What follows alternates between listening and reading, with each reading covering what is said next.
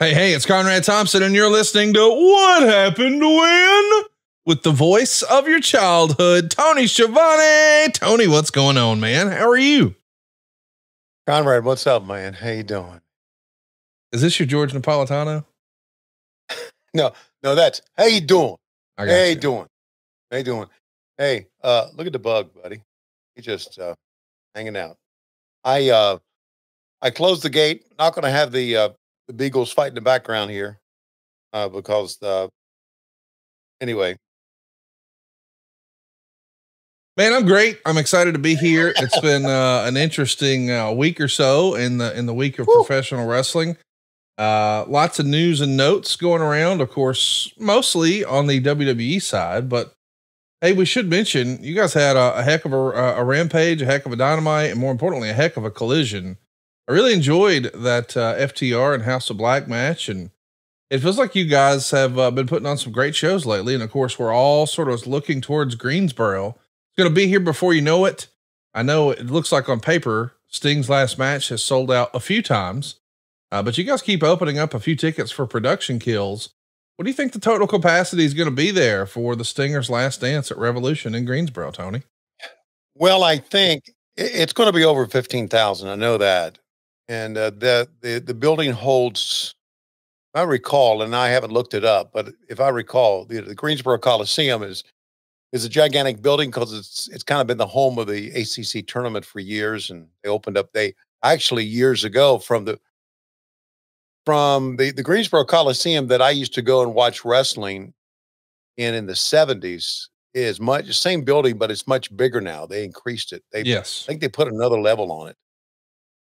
I think we're going to have just about every seat sold out that can be sold out. Because, we got the big screen. Right. And there's obviously some seats that'll have to be blocked because of production. But I think we're going to have over 15, maybe like 17,000. Wow. In there. So it's going to be one of the biggest crowds that I've ever been a part of in Greensboro. And I'm looking forward to it for many reasons. Obviously, because of Sting and it being his last match, and because Greensboro means a lot to me. Yes, and it means a lot to me and my fandom. So, really, really excited about that. It's almost upon us too. It really is. It's almost here. So, a lot of excitement about that. And yes, the shows have been good. Really, I really think that Collision has been great. Yes, it has been. They've been great shows, and I'm just really excited about. After we do the shows, I'm thinking that was a damn good show, and not saying overall it's a better show than Dynamite, but at times it is a better show. Some weeks it is a better show, and it's just in the natural course of things that happens like that. And some weeks Dynamite's a better show, but I think I've been very, very happy about Collision. And I may have said this to you before, I really enjoy working with Kevin Kelly and Nigel. Oh, great. Really do. Really, really do. We've really developed a friendship, and we get along with each other. And because I do a lot of the announcing on Collision, I don't really do that much backstage at Collision. Tony told me, he said, just be an announcer on those days. So I kind of go back and stay in the announcer's room the entire day without running around being a pain in the ass like I normally am. So those are good days. I really enjoy Saturdays. Really enjoy Saturday. I just, I couldn't help it. I had to throw it in my Google machine and see, hey, how many people were at the first Starrcade 1983 in Greensboro? It was 15,447. Wow. The next year, also Greensboro, the Starrcade $84 million challenge, 16,000 for that one. And then of course, 85 is where we did two shows, both the Omni and in Greensboro. They estimated around 30,000 for that. But maybe the thing that shocked me the most, we all sort of look back so lovingly and maybe with rose colored glasses on that first Clash of the Champions. It was a star making performance by Sting and Ric Flair, 45 minutes, time limit draw, heads up for the world title. against WrestleMania. Mm-hmm. Only 6,000 people were at that first Clash. Mm. So when you think about it, you're going from 6,000 for the first coming out party in Greensboro, if you will, for Sting. And he's going to wrap it up with 16,000. That really puts into context, I think, where WCW was then and maybe where AEW is now. And maybe more importantly, how beloved Sting is today in 2024. Exactly. There's also another factor. I really, when I hear that number 6,000 for the Clash of the Champions, it was also on free TV. Yes. Starrcade was not. And here's another thing. There was, and I felt it. I didn't know the numbers, but I felt it when Jim Crockett removed Starrcade out of Greensboro. And he had by that time, because Starrcade had been in Chicago in '87. That's right. The people in the people, the old Mid-Atlantic people were kind of pissed off. Yeah. They felt like it had become, it had ceased to become, which it had, their own Mid-Atlantic promotion, and now became a national one. And I compare it to NASCAR starting to go everywhere but the South. NASCAR really alienated a lot of fans in the South. And if you look now and take a look at the people that come to NASCAR races, they don't draw like they used to draw. They really don't. And the reason is because they started going to Las Vegas, Chicago, Phoenix, Kansas City. They started becoming a national entity, a national sport, instead of a Southern sport. And it was written about a lot when it first happened, about how this is going to alienate the fans in the South. And of course, fans get older and fans die off and new fans come in, and I get it. But I think NASCAR had done that. And I think Jim Crockett Promotions alienated the South by trying to go national. And it was the right thing to do, to try to go national. So I'm not saying we shouldn't have done it, but I think the 6,000 is a part of that process. Well, a part of the process that you enjoy getting ready for Dynamite every single week, much as folks are listening to this, you are already in town for Dynamite. And I know before you left Atlanta, you made sure to pull out your trusty old dick hair trimmer. Of course, we're talking about our friends at Manscaped. Cheers to the new year from our friends at Manscaped, because your resolutions shouldn't be the only things that are well kept. 2024 is the time for new heights, new opportunities, and a new look for your Times Square balls. Manscaped's Lawnmower 5.0 Ultra is every man's cheat code to look good, feel good, and turn the page on confidence this year.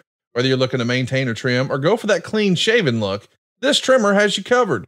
Trusted by over 10 million men worldwide, now is the time to get a grip on your grooming with our exclusive offer. Go to manscaped.com and use the code WHW for 20% off plus free shipping. Is it Happy New Year or Happy New Balls? Introducing the MVP of 2024, Manscaped's 5th generation lawnmower. It's not just a trimmer, it's your grooming sidekick. Equipped with not one, but 2 skin-safe blade heads, a standard one for taking a little bit off the top. Meow. Tony's favorite, a new foil blade to go smooth wherever your heart desires. It's like having a personal stylist at your fingertips, or, well, wherever you need it. And did we mention this dude's waterproof? Because a trim in the shower is the only way to start your day. And for my men who want the full grooming experience, look no further than Manscaped's Performance Package 5.0. It comes with the trusted lawnmower and their handy dandy ear and nose hair trimmer, but the essential aftercare products, that's where the real money is. Crop Soother Ball Aftershave Lotion. That's right, Ball Aftershave Lotion. And what about the Crop Preserver? It's Tony's favorite, the anti-chafing ball deodorant. It's deodorant for your sack. Bet you didn't know you needed that. As a gesture for the new year, they even threw in a couple of new free gifts. How about the Boxers 2.0 and the Shed 2.0 toiletry bag? And let's face it, resolutions may come and go, but a well-groomed you, that's here to stay. Thanks to Manscaped. Get 20% off and free shipping with the code WHW at manscaped.com, because nothing says Happy New Year like a deal that leaves your balls and your budget feeling refreshed. Embrace a new you, and definitely embrace a new trimmer, courtesy of Manscaped. So, wow. Yeah, a lot of ball talk here on the show.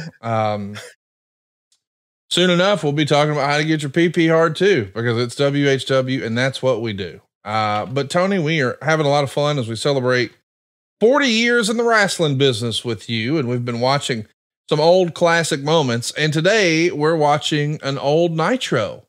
We're going to be watching Nitro from July 8th, 1996. So Nitro's not quite yet a year old. We're getting cranked up in the middle of the entire NWO angle. Bash at the Beach has just happened. Hulk Hogan has just turned his back on the fans. You have just told Hulk Hogan you can go straight to hell. This is an exciting time in WCW and in your career, right? Yeah, I thought we're coming off of what I thought was an incredible show.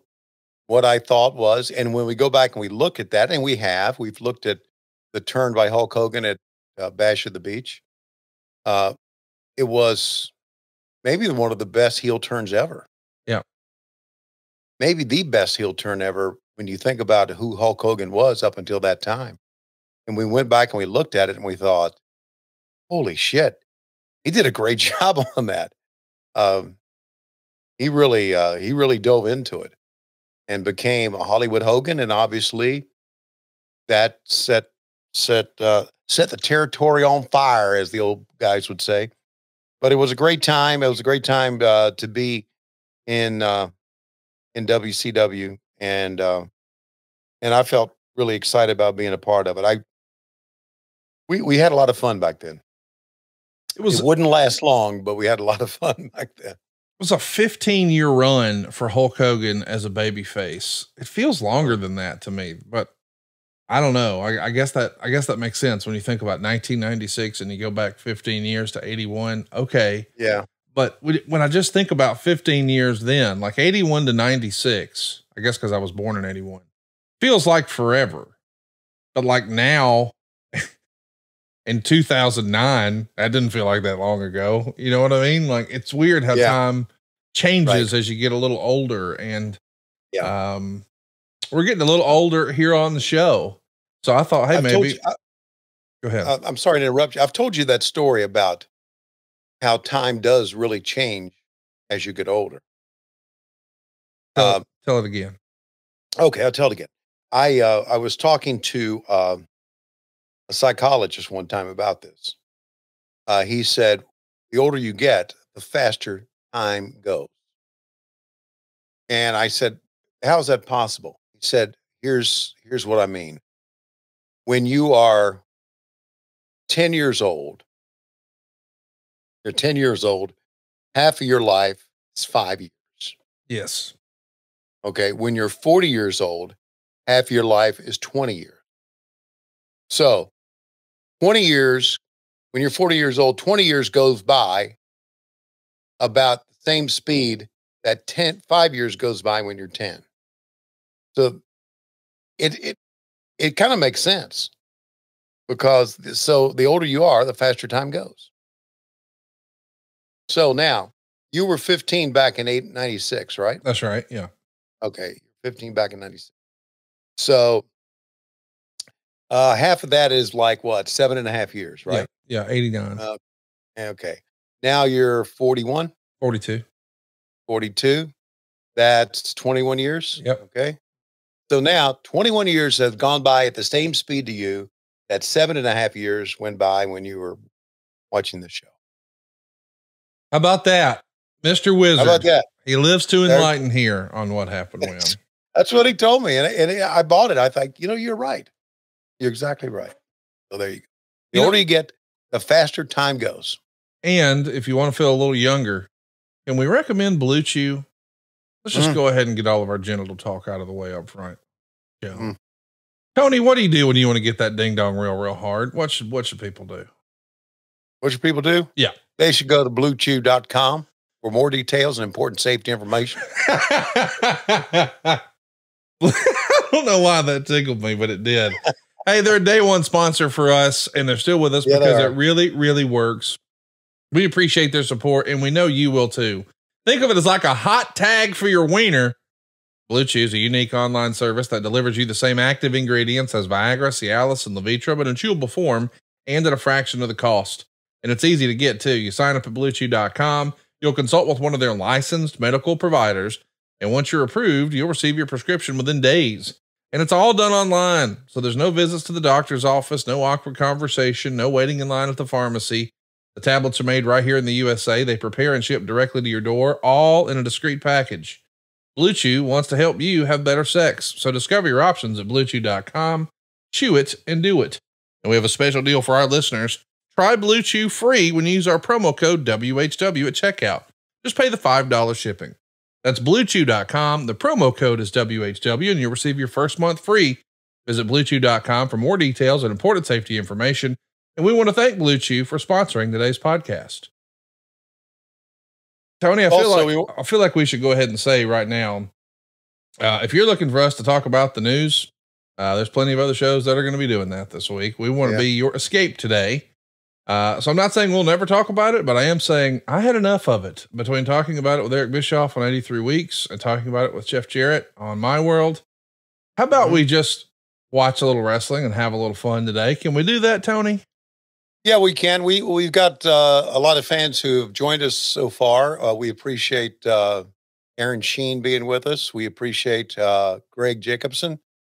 We appreciate that Coach Keith is awake, and we my girl Brooke Baucom is with us as well. And Aaron said, "I can't wait to hear Tony's thoughts on Vince." Well, my thoughts on all of this is very simple in that it's very sad. I'm saddened by all of it. And that's honestly the way I feel. What more can I say? Well, let's have a little fun. Okay. You know, that's what happened when's supposed to be a relief and escape from your reality and looking at old wrestling and busting balls and cracking jokes with our friends. And, I thought maybe we could use a little help from a friend. How about that today, Tony? Well, we do have friends. You want to introduce our very special guest? Yeah, I'm going to introduce our special guest who's going to watch this Nitro edition with us.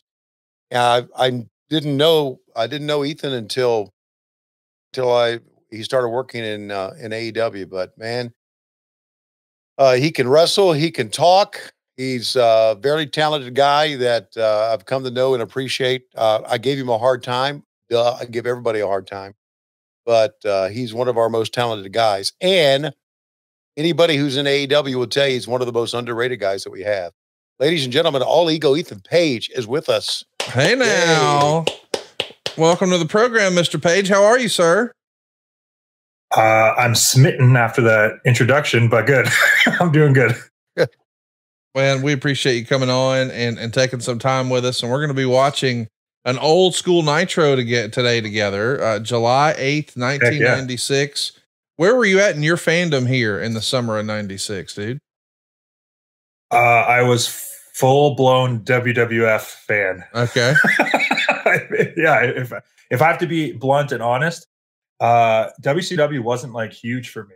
I don't know if it was because I was Canadian or if it was like a regional thing or if my fandom just really leaned into The Rock and nobody else. Right.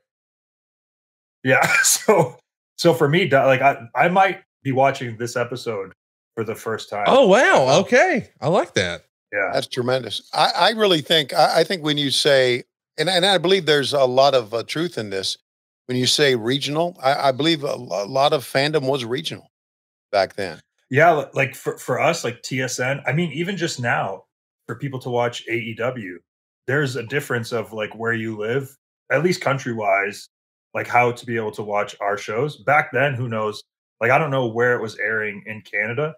I was joking before doing this with Derek about trying to remember if it aired at all or if it aired on the Tuesday at like 4 o'clock when I got back from school. I remember flipping back and forth between a Booker T match and like whatever was on during Raw, but it was not on a Monday. So it's very bizarre. Like I would have to either catch a replay and figure it out. And my parents didn't keep up with like the TV guide or to tell me at that age, like, oh, hey, wrestling's on because they didn't want me to watch it in the first place. So I didn't want my kids to watch it either, believe it or not. Really? Oh, really? Oh yeah. Well, yeah, here's the story. Lois and I went when we worked when I worked for Vince in 1989. Lois and I went to a Broadway show. We had this girl that worked for us who kept all 5 kids, and the kids were very young back then. Got a call as we're coming home, and the call was that one of the kids split their head open, and it's going to be okay. Don't have to take them to the emergency room, but there's a lot of blood in the foyer. And why was that? Because the kids were wrestling in the front foyer, and Chris picked up one of the twins and body slammed him. Boom. And the twins were like 2 years old back then. And that's probably what happened to one of them. Hit their head hard, and that's the way they are now. But Lois said, no more wrestling. Okay. I don't care if your daddy is on, no more wrestling. And so we didn't want the kids to watch it because we had 4 boys and it would get them to fight. So we tried to, but we really couldn't. I mean, as the older they got, they just really leaned into it. And here we are today.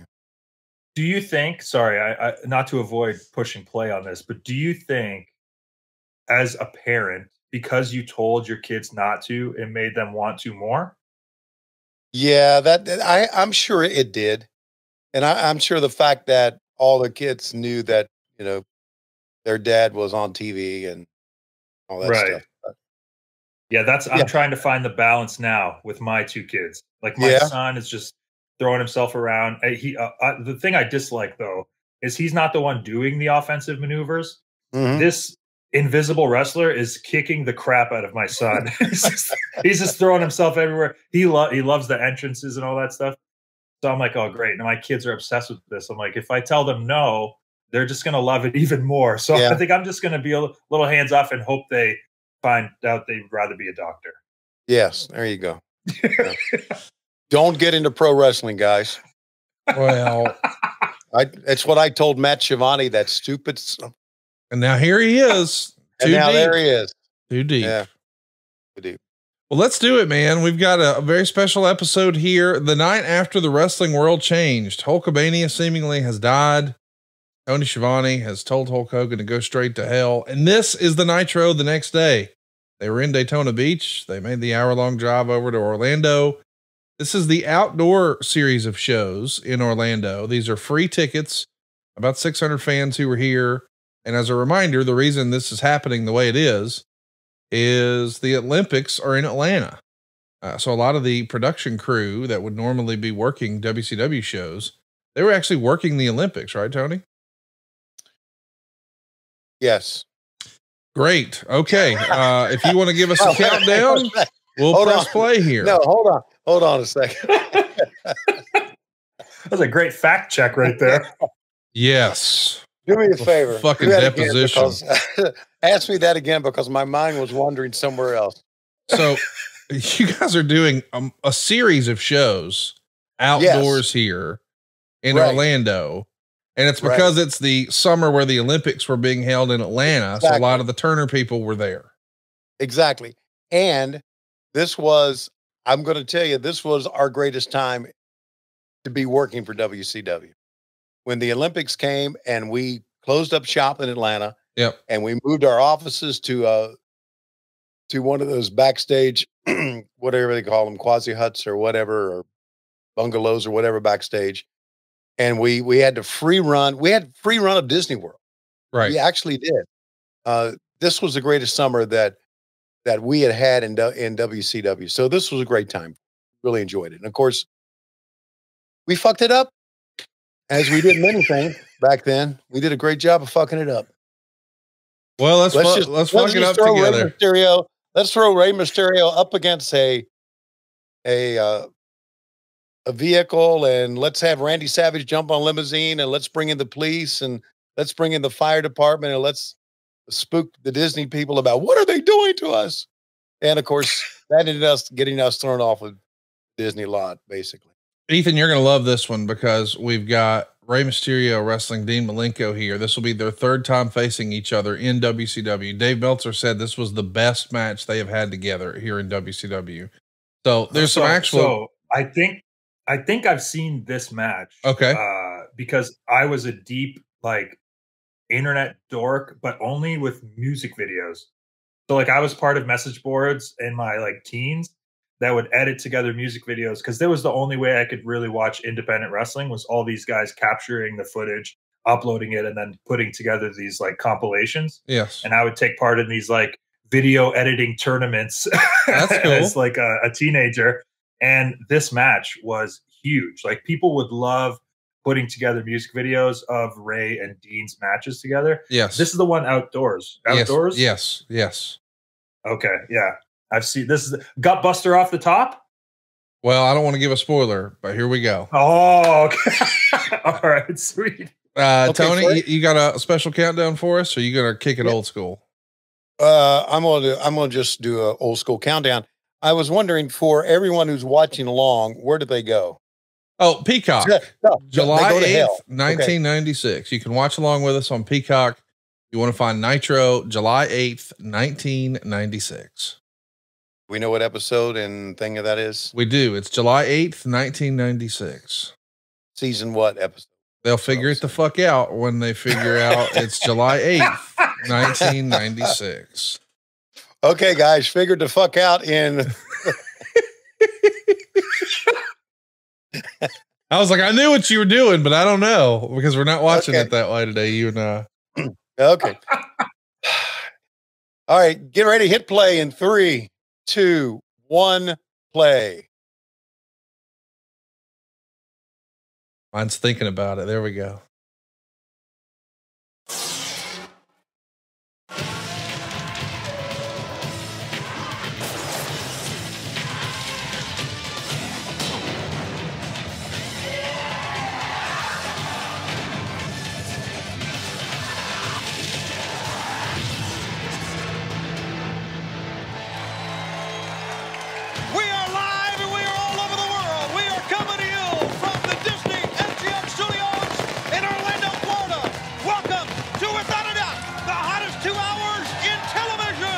each and every Monday, WCW Monday Nitro, and only on TNT.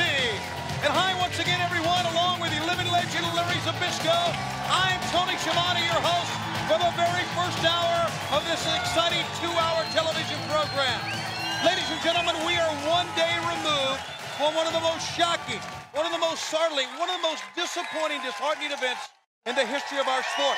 Last night at Bash at the Beach, we found out who the third man was. We were all stunned. It was disbelief, Larry, and I can tell you right now, later on in this television program, in the second hour, words cannot describe what happened last night, but the pictures will.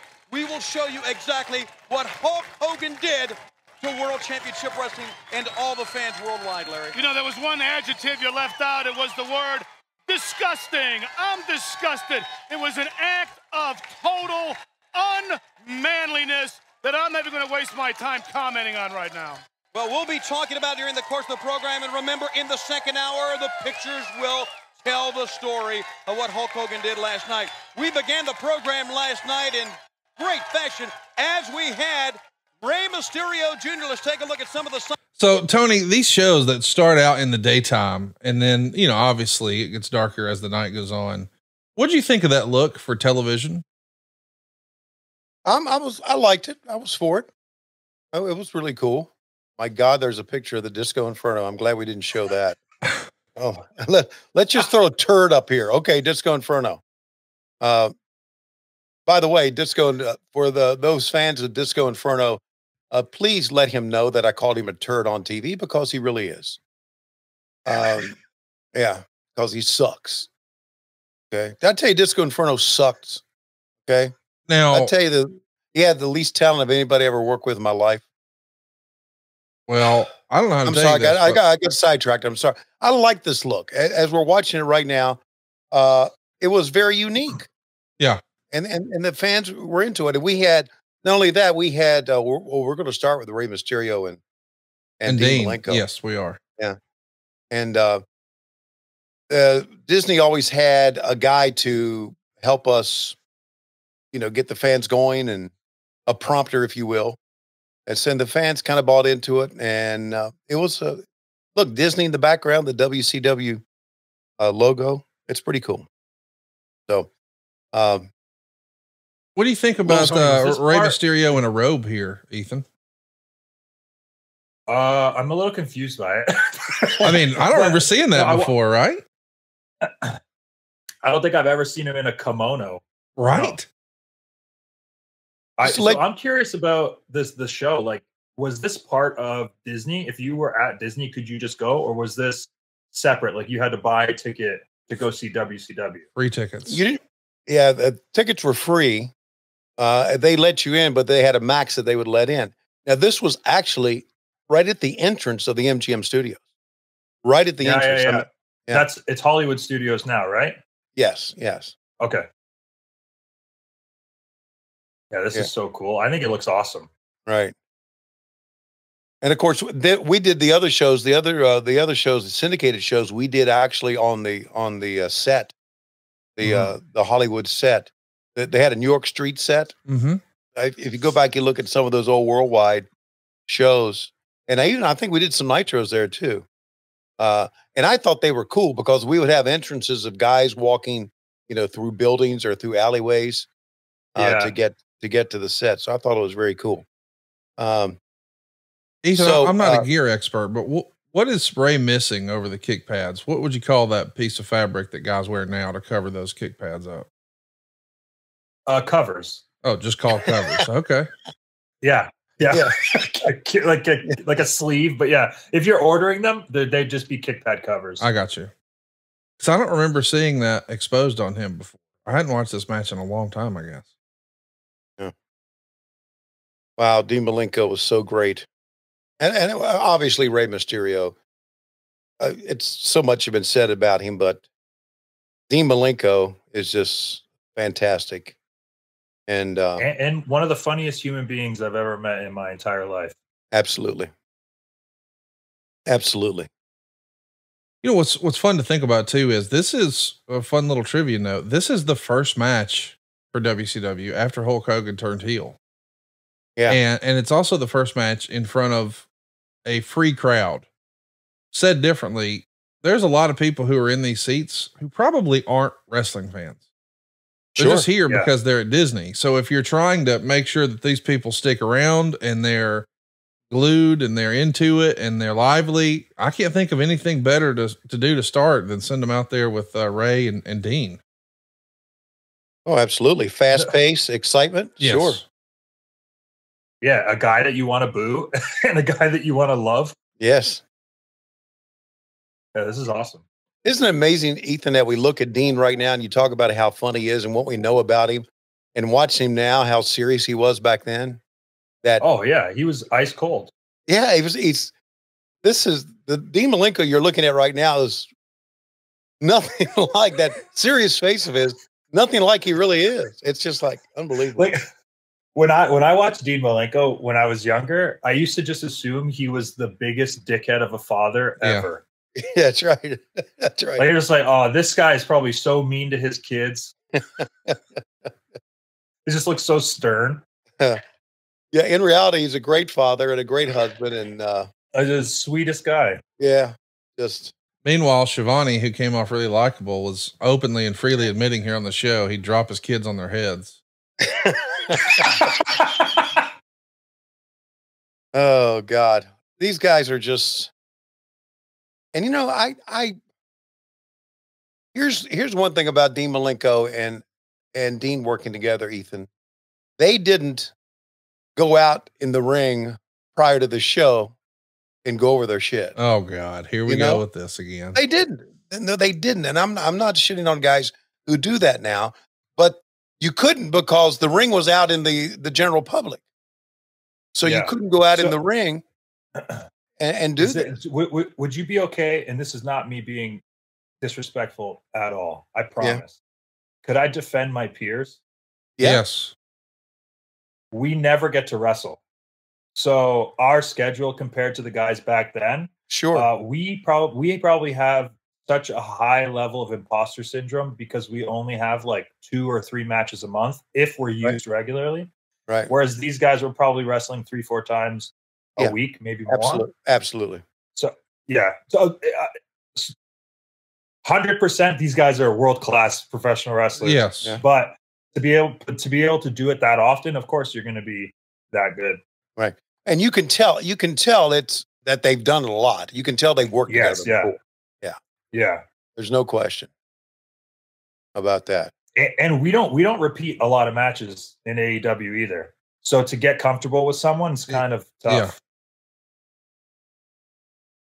Yeah. I don't guess I really thought about that until you said it. I mean, I did think about you wrestle less, but you would hear back in the day, and you could actually go back and see it when you look at the results. If you do that on like the history of WWE.com or something like that, whenever the guys were getting ready for a big pay-per-view match, they would work their match out through the house show loops.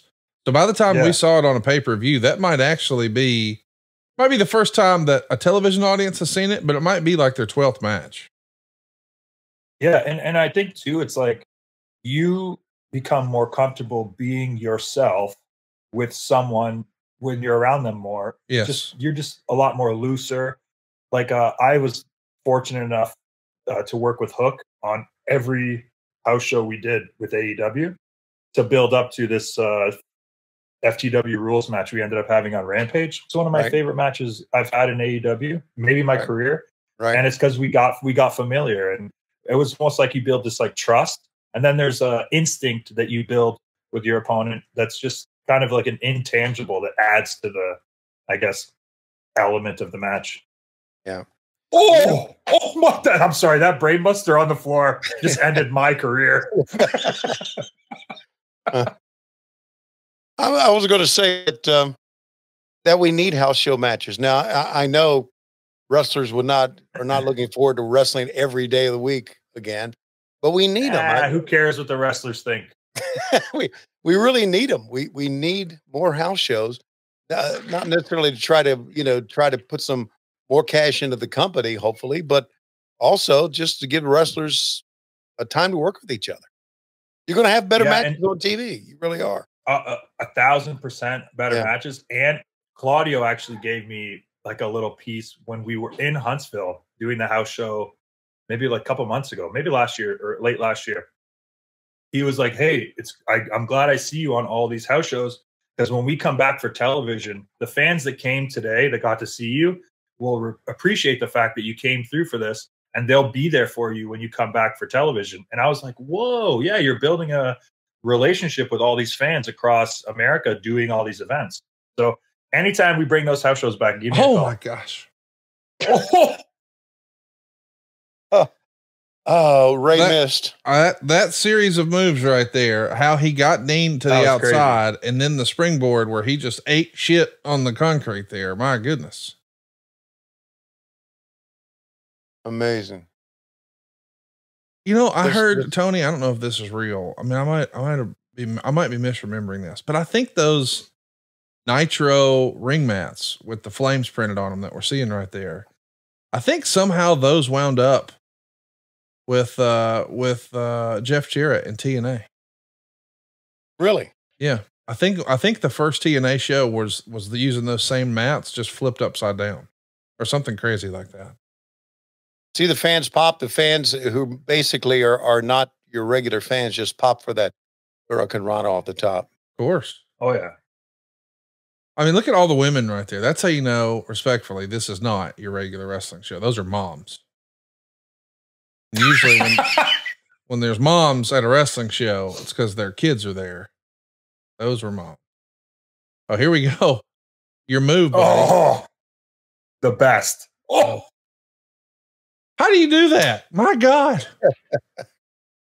That's unbelievable. Like he catches him on the way down. There's a release, and then as he's coming down, he's literally catching a full human. Yeah. It's pretty crazy. And how about he pulls him up? He doesn't want the 3. Keeping it going here. I was looking at the sky right there, and I got to thinking we were probably pretty darn lucky that it never rained. That it didn't rain. I was thinking the same thing. No like kidding. This would have looked totally different in a downpour because those fans would have They're not. I mean, that guy in a neck brace and a wheelchair and a WCW t-shirt, he would have been there. But I don't know how many other people would have been. That dude's been through some shit, and he's still here for Nitro. Yeah, because in the middle of July or early July, look at that. Holy shit. 1, 2, 3. What a finish, man. Look at the crowd. That was awesome. Meltzer didn't usually make it a habit to rate television matches, but he did here, and he gave this 4 1/4. What an incredible match on free TV. Rey Mysterio is your cruiserweight champion. We just saw history. That would be Rey's first time winning the cruiserweight strap, I think. Wait, really? I think so. That crazy. Oh, what a perfect episode. Yeah, and a dumbass had a puppet in the stands. And the puppet was cheering harder than him. Okay. Just great. Again, you can just see on that pin how they've worked together so much. And that's your power pin of the week. Yeah, that was his first cruiserweight championship. How about that? Mm-hmm. Here's Mean Gene. Oh, we got to track this. Let's take a listen.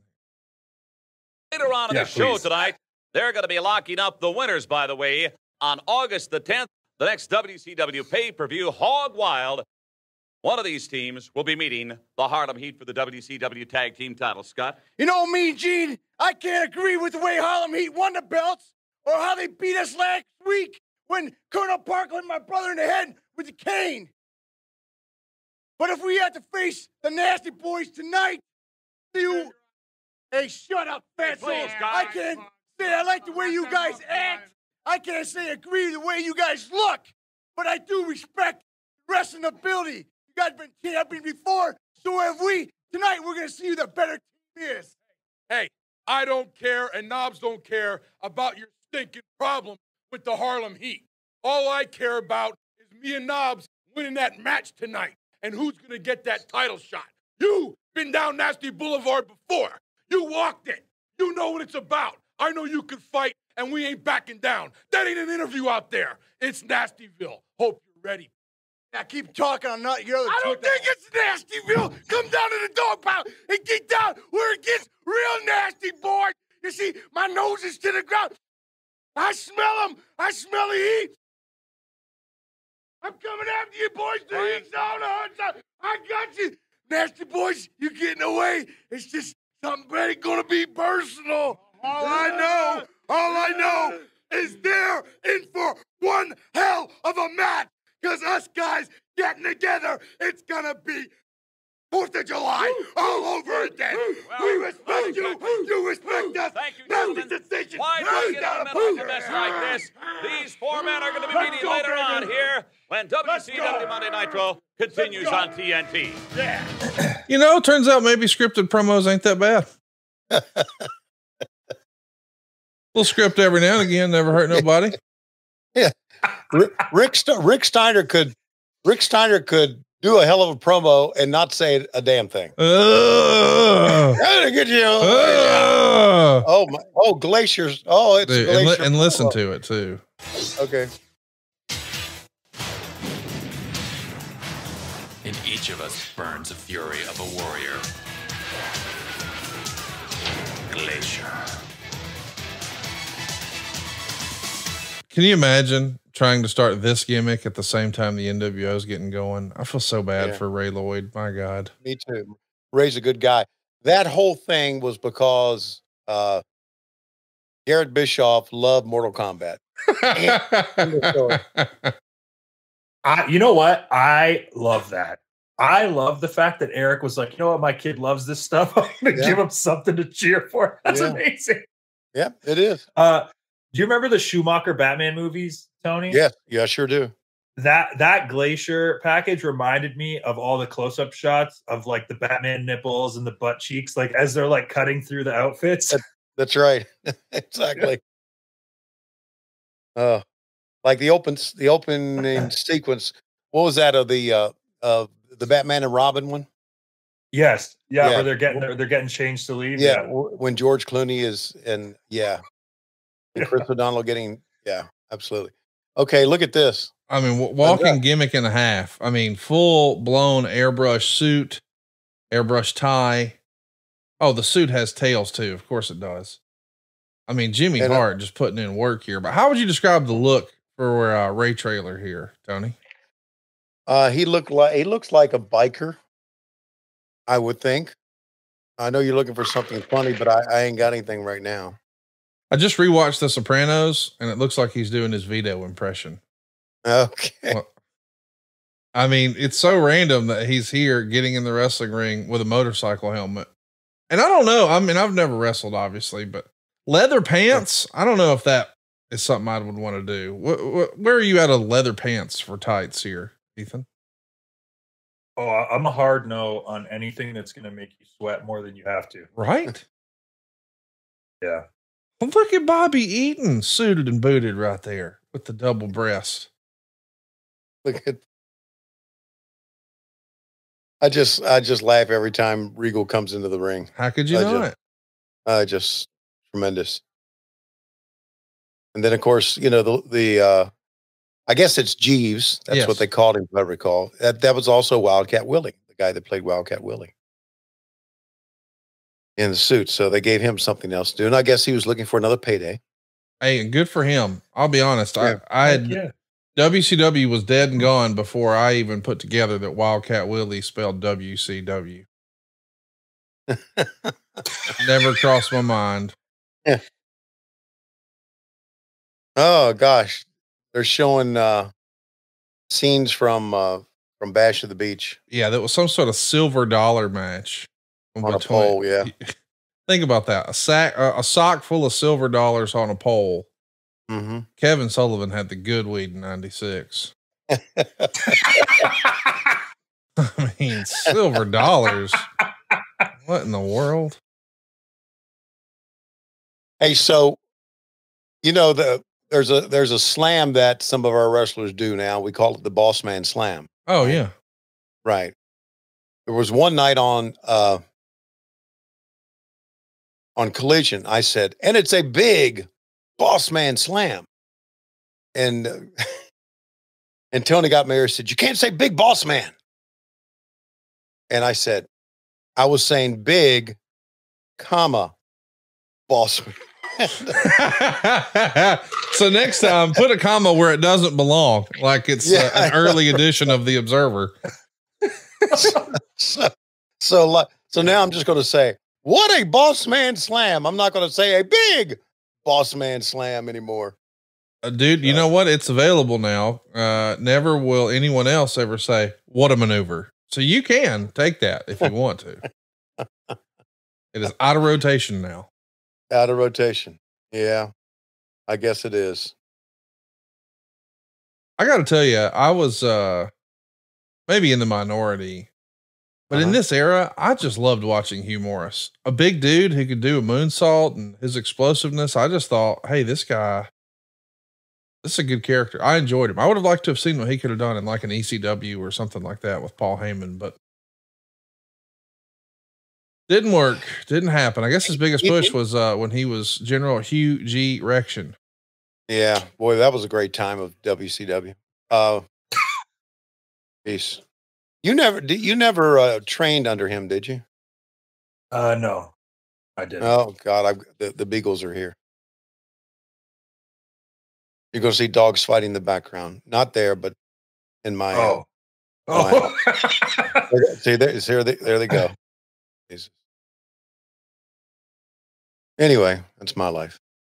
Who's our referee here, Tony? Do you recognize that referee? I think if I recall, I think we called him Jimmy Jet. Oh, okay. Got it. There's a big boss man slam. There it was. Yeah. Dogs are up here. There they go. Can you imagine if it was me who said, Tony, you can't call it a big boss man slam? The next segment, you would have been like, this guy's out here like he's the $1 Million Man. Coco Beware style drop kick right there. Oh, dude, double team. What a move that was too, man. I like some All Japan business, and that gets it done. The Blue Bloods get the win. I mean, is there a scenario where you have a wrestling match and you're like, You know what, Bobby Eaton? Why don't you just put on a suit and stand in the corner? We don't want you to actually wrestle. What? Well, that was the whole gimmick. I mean, I'm glad he's getting a payday, but my goodness. Yeah, I know. Bobby needs to work. You're right. Yeah. Yeah. Shit, just have him do a bunch of promos instead. See how that works. I will always remember, as far as the Blue Bloods are concerned, and I know we've talked about this before, we probably have seen it, but I will always remember, I love the look of this set as the time goes on. Like now that the sun has set, it's starting to glow a little bit. It looks awesome. Yeah, it's great. But I'll always remember when we did the vignettes with out in Hollywood with the Blue Bloods. Yeah. And Regal was doing a promo right in front of O.J. Simpson's house, or in front of Nicole's house. And as he's talking, Bobby pulls a knife out of the bushes, looks at it, looks around, and sticks it back in the bush. That aired. Did that air? Yes, it aired. Oh my. It was just my goodness. It was hilarious. Oh, look, this is the Garrett Bischoff Sting commercial. Yes. In the July issue, find out what torture the total package has in store. Get personally trained with the Booty Babe and get a behind-the-scenes look at Nitro. The only weekly live broadcast on the planet. Man, where do they get this stuff? Get your copy now on newsstands everywhere. How about that? Garrett Bischoff's TV debut right there. And now we know, thanks to you, that he's responsible for Glacier. Yes, he is. And two things. Did you see Peggy Latham in that commercial? I missed it. Yeah, she was in the commercial cheering. That's number one. And number two, instead of just showing the rest of the show, can we just show a shot of the Booty Babe again and just keep that up the entire time? I'd be great with it. I'm good with it. Yeah. Yeah, this looks cool. Oh man, we're coming back to Psychosis and Eddie Guerrero. What? Yeah, dude. we are coming out with some big guns here, aren't we? This beats the shit out of whatever Raw had. I'll tell you that. My goodness. Yeah, this is one of the. Hulk Hogan, I get it, and the Macho Man, NWO. I know it was the spark, but this was the reason fans watched. Oh, no doubt. If you were a wrestling fan, Eddie Guerrero and Rey Mysterio and Dean Malenko, holy smokes. Our cruiserweight division. How much did they announce before like an episode would go live? Like how much did fans know about this episode of Nitro before like they aired? Zero. So all they know is whatever happened at Bash of the Beach, now they have to tune in to see what happens next kind of thing? Yes, or whatever happened last week. Or whatever happened. Right. I feel like that's like such a great marketing tool, the mystery. Yes. To just be like, hey, we all know you saw what Hogan did, and we all know you're going to tune in to find out what's next. So while you're stuck waiting, yes, we're going to make you love all this stuff. Right. Yes. And they don't even know what they're getting, so they have no expectation. Right. And then here you go, boom, epic match. Right. And compared to now, where we're Tony wants to announce a lot of the matches. Yeah.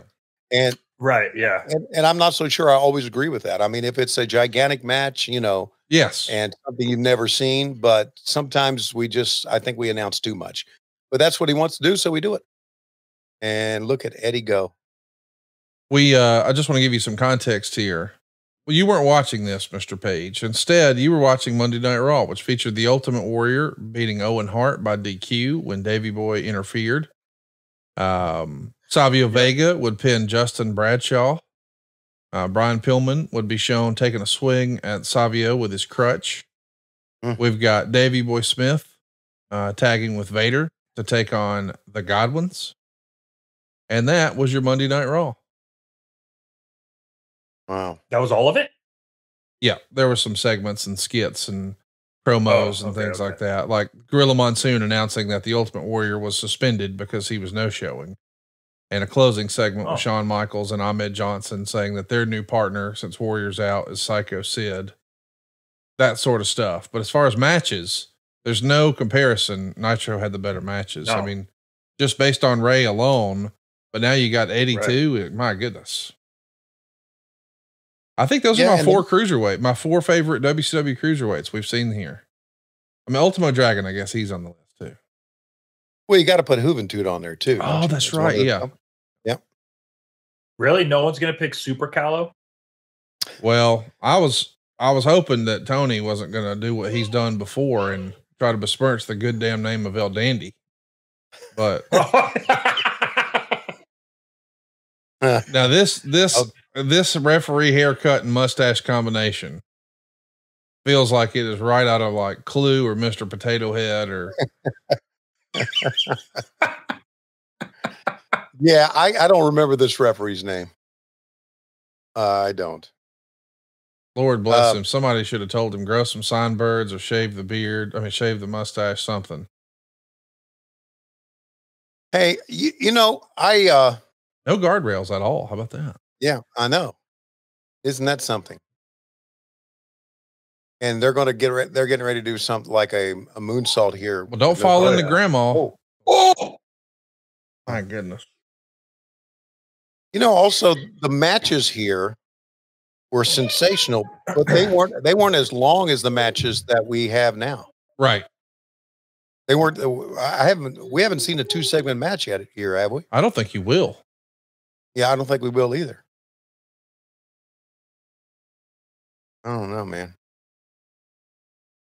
Just it just shows you how things have changed. That first match with Ray and Dean went 12 minutes and 48 seconds. The tag match we just saw with Big Bubba was 3 minutes and 8 seconds. This one with Psychosis. That was 3 minutes? 3 minutes and 8 seconds.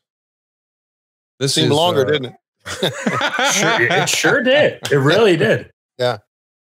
This is 8 minutes and 33 seconds here for Eddie and Psychosis. Wow. Okay.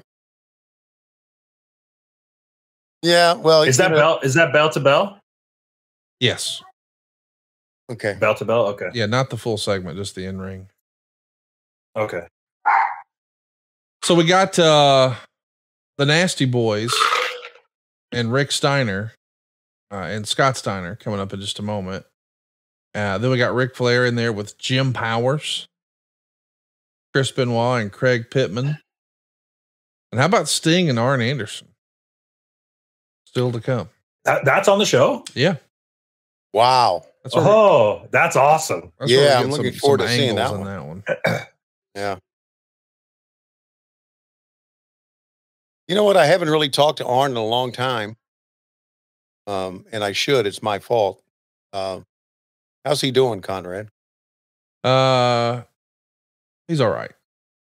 Okay. I say he's all right. I mean, it's just obviously, but the tragedy that his family suffered, I'm sure he has good days and bad days. Yes. I need to check in with him. I need to check in with a lot of people more. Well, it's been well established you're a bad friend. I'm a terrible friend. Worst. You're one of my worst best friends I ever had. Yeah. I'm just terrible. What? I am. I'm a terrible friend. It's just, I'll say, hey buddy, how you doing? Good to see you. And you won't hear from me for another 2 years. Just, yes. Well, yeah. You'll send him text messages for a week. And then when you finally talk to him on the phone, you're like, are you okay? Yeah. Wow. What's up? Well, I've been texting you for a week. I don't look at my phone. Oh, okay. All right. Well, I've been talking to your wife and your daughter and your sons and everybody else. Just wanted to make sure you were okay since you're how I know all of them. Yeah, I'm fine. Okay. Man, I can't help but watch this and think about Eric Bischoff over the years talking about how he wanted to get out of center stage because the shows were free and he just felt like people were, you know, he's like, man, we had flapjack winos out there with brown paper bags, falling asleep, taking a nap to get out of the cold. Yeah. That's not the look we wanted for WCW. And then I look right across from the hard cam and it's a bunch of wheelchairs. Like I know they're wrestling fans and Lord bless them, but maybe put them under the hard cam and put some loud and crazy rowdy kids right there. Maybe they couldn't do that because they thought the kids would get close to the ring too. I don't know. Yeah. Maybe that was a Disney thing too. I don't know. Yeah. It could be because it's accessible to wheelchairs. It's on the floor. But it's all on the floor, right? You know, the guy with the neck brace on the right. Oh, there he moves his hand. I was thinking maybe he just died on us right there because he didn't move. That guy's been moving the most. It actually kind of looks what like. are they doing here? Oh,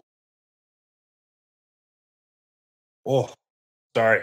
Yeah, I know. It's Got sorry. nervous. The crazy shit they do. Just they're doing some of the things that Eddie and Ray did, but it doesn't matter because it's really good. I mean, you talk about ahead of their noticing time. Too, Go ahead.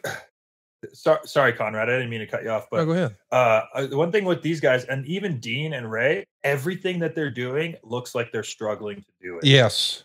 Like it's there is no just like full control. Like even the finish for Ray. Oh, that was beautiful. What a for Ray and Dean. It was Dean going for the tilt-a-whirl backbreaker again, and Ray catching him in the Rana. I was like, man, the storytelling, even though it's all athletic and crazy acrobatics, it's great. You know, no disrespect to Eddie Guerrero, but a lot of this crowd probably, as casual fans at best, probably did not know who he was. But he's getting a standing ovation here. I mean, these guys and Psychosis.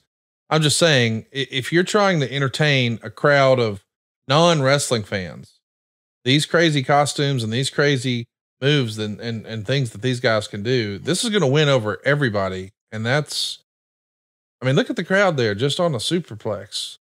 Yeah.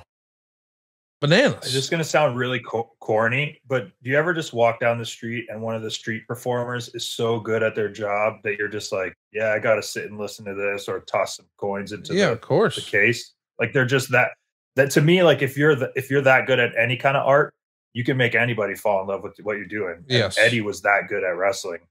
Oh my gosh. Listen to this promo. Track this sucker. However, last night, as big a surprise to me as anybody. Joining me, WCW Heavyweight Champ, the Giant, the Taskmaster, Kevin Sullivan, still shaking his head. Jimmy Hart, you managed this man, Hogan, for 3 years. I mean, you were in Thunder in Paradise, all of the movies. You were at the hospitals. I mean, you did everything with the guy. What do you make of his move last night, joining in with these outsiders? You know me, Gene? You've known me for a long time. This is the first time in my life that I've really been lost for words. And I really have no comment, Kevin. Seems to be a very popular phrase with politicians these days. No comment. I know that's not the case for you, Kevin Sullivan. You know, Gene, sometimes when you live for the destruction and demise of something like Jimmy and I did, we lived for a year and a half for the demise of Hulkamania, and he plucked it away from us. He destroyed it himself. All the karma that I have done in my life, all the evil has now come back upon me.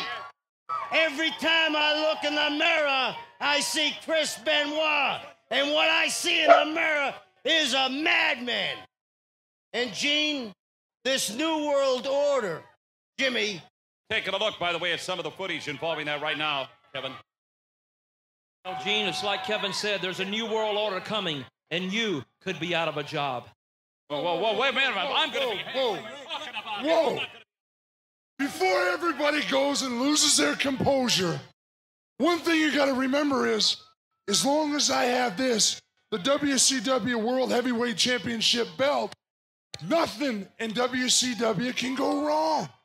If you people remember, I'm the one that took this belt from Hulk Hogan last October at Halloween Havoc. Don't worry about what Hogan did. And as far as the Four Horsemen go, you call yourselves the Elite. Last night, you look at the Taskmaster's face. You guys won the battle, but you didn't win the war. Because right now, tonight, I don't have to wrestle. Thank you very much, gentlemen. Who said I was going to be out of work? Do you know anything about that? Stay tuned. More WCW Monday Nitro when we come back. How great was Mean Gene Okerlund? My goodness. Nobody better. I Wow. say Jim Ross, the greatest play-by-play announcer ever. Gene Okerlund is the best wrestling announcer ever. End of story. A couple of things happened during that promo I want to talk about. Number one, how can you take seriously, a guy with a lightning bolt on his head. I was wondering the same thing. And a guy dressed up like Jimmy Hart, looking like that, trying to do a serious promo. You can't do it. And number two, they started ripping on Hulk Hogan. Fans started to boo. I don't know if you heard that or not. Yes. And then the stage manager, the guy who warms up the crowd, stepped in and started getting fans cheering. So they started to cheer. So that all went down. Hello, ladies. Man, I love the look. I mean, it's crazy how much different it looks at night. Like when they were standing there as they're going to commercial and that red smoke is coming out from the entrance behind Mean Gene. This is a great visual. I wonder what the production cost would have been for something like this, because it does feel like there's a lot of, I mean, there you see the big camera. It feels like there's a lot of that, and it's all outdoors, and it's got to be with a somewhat different crew, since a lot of the TBS and TNT folks were in Atlanta. Was production for a show like this chaotic? Chaotic. More than normal? No. I don't think so. I think it was probably chaotic for Disney to build the stands. And, but for us, it was, and I really think we used a lot of the same, cameramen. Oh, okay. You know, I think once you were at, guys, Turner guys loved shooting wrestling because I think they made a little bit more money shooting wrestling than they would have like an NBA or something like that. So we had a lot of the same crew that I recall. I don't remember seeing a lot of new faces. But of course, you know how my memory is, Conrad. Yeah, not worth a shit. That's right. We know this referee, Nick Patrick. These are two classic 80s and 90s tag teams, the Steiner brothers and the Nasty Boys. Were you a fan of the Steiners, Ethan? Oh yeah, especially Scott. Yeah. I was a big Scott fan, but I was also a big TNA fan. So, right. You were the one. Got it. so you, you're damn right. So Scott had, and of course I'm asking this because I was removed from wrestling. Scott had a hell of a run in TNA, didn't he? Or did he? As a fan, yes, he sure did have a hell of a run in TNA. I mean, that's when I started becoming more of a, I guess, educated fan, or like I was getting older and more into the behind the scenes stuff and promos and how they were putting things together. So Scott was like a wild card to me, and I found that so entertaining. Yeah, he was. He was a wild card in real life. He was. And I guess the Samoa Joe promo is one of the more famous ones. Yes. Yeah. And matches. Like they had some wild matches. Like there was one match I want to say they had in the summer on one of their pay-per-views. And even that late in his career, he was doing the Frankensteiner off the top. He gave like a crazy sleeper suplex to Samoa Joe. They had some great matches. Yeah. Well, the thing about Scott Steiner is you just never knew. Just you were, I'll give you a perfect example.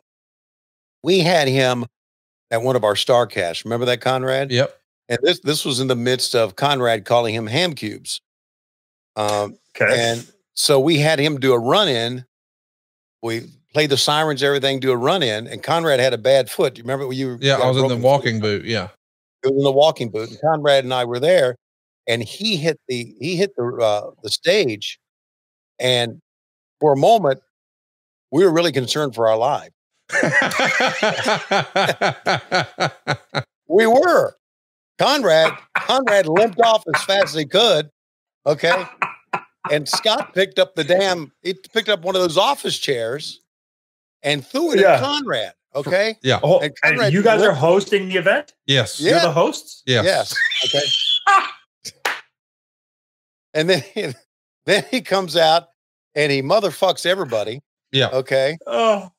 And then after it's over, we go in the backstage. He said, real calm voice said, "How did that look?" Okay. Yeah. It was unbelievable. Yeah.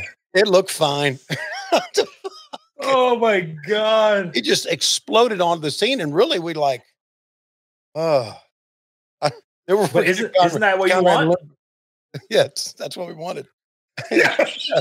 we told him, he said, when you come out, be mad at us. Well, he did. That's awesome. I'll never will forget the sight of Conrad just limping off as fast as he could, and that chair going through the air. Oh, I think the exact phrase was, "That won't be a problem." Yeah, that's right. And then when we got out there, I looked at Tony, and Tony gave me a look like it was like, "Hey man, he's out of his fucking mind. You might ought to get out of here." Look at the bottom right-hand corner, Tony. How great is this? You guys didn't do this very long, but they started at 59 seconds, and the stick of dynamite continues to burn to tell you when the second hour is going to start, because we don't want you changing the channel to Monday Night Raw. Wow. Isn't that smart? That is. And then here comes some pyro, cool. Maybe. Yeah. Yeah.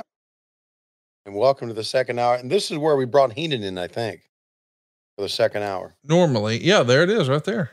Yeah. Eric Bischoff and Bobby the Brain taking off. Hour number 2. We've got great tag team action going on inside of the ring.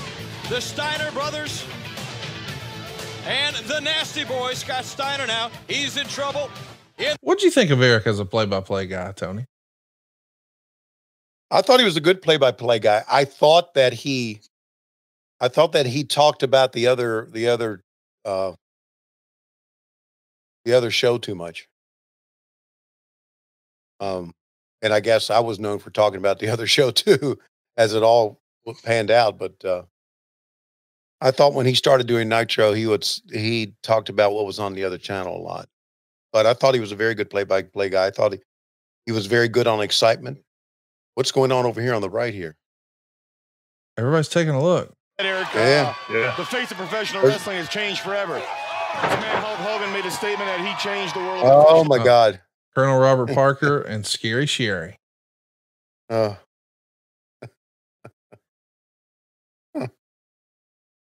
thought those two together were like freaking magic. They absolutely were great television for sure. Yeah. Yeah. Here she comes talking about crazy women. Yikes. How was Jerry Saggs, Tony? We spend a lot of time on these shows listening to and hearing about stories with Brian Knobbs, but we don't hear a ton of Saggs stories. I thought Saggs was a lot more sedate than Brian Knobbs, and it doesn't take much to be more sedate than Brian Knobbs, but he was a lot cooler than Brian as far as being able to deal with and everything. Brian was always like out of control, but he was always like out of control to me in a good way. It looks like he always wanted to prank someone or have a good time and was smiling. And, you know, Heenan hated him. Both of them. He was scared to death of them. Wow. He said they were out of control and he didn't know if they would come over there and try to hit him, or he said, he said, these guys are nuts. I don't want them anywhere near me.